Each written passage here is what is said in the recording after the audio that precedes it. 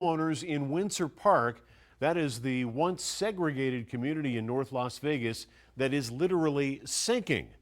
The process has finally started, though, to replace those homes.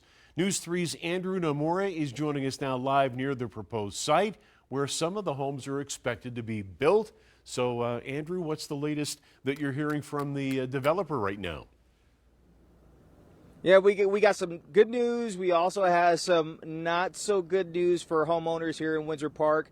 I was talking to Frank Hawkins. He is the owner of the Community Development Program Center of Nevada, who's responsible for rebuilding these homes. He tells me that a soil survey will be done. Crews will be out here to do that later on this afternoon in order to see just in fact if homes can be built on top of this desert oasis that you see here behind me in North Las Vegas. So permits have been secured. A soil survey will be conducted just to see if the land behind Macedonia Church could be the new home for some 90 homeowners in Windsor Park, a once segregated neighborhood where the homes started to sink after a underground aquifer, the water inside was taken out back in the late 1970s, early 1980s. It has been a nightmare for homeowners and residents for decades now, but this new development,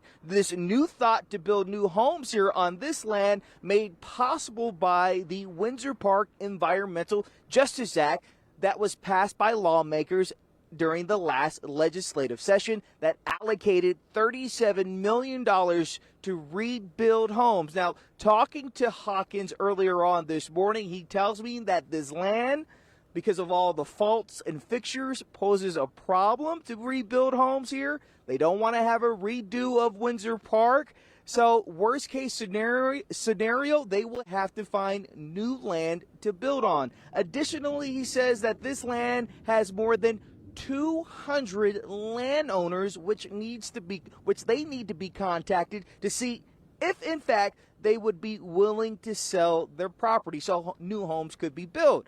If they don't sell their property, well, you can't build homes on top of their property without permission, of course, or without owning the property, in fact. Now, Hawkins says that this soil survey should be completed by the end of October. Steve, we'll send it back to you in the studio. All right, just such a long